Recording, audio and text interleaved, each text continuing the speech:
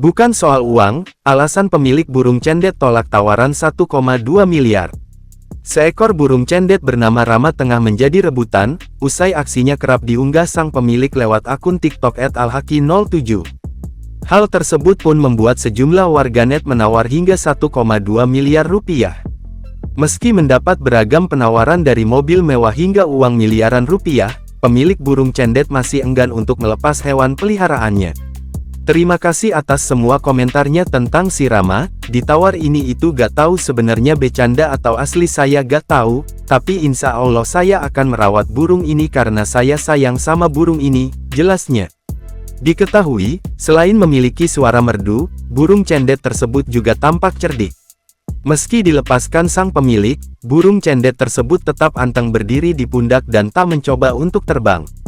Tawaran pun kian berdatangan mulai ditukar dengan jet bus, 2 buah mobil Alphard, Pajero hingga Innova dan Avanza keluaran terbaru.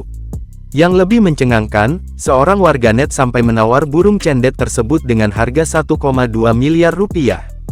Meski mendapat beragam penawaran mulai dari mobil mewah hingga uang miliaran rupiah, pemilik burung cendet itu masih enggan untuk melepas hewan peliharaannya.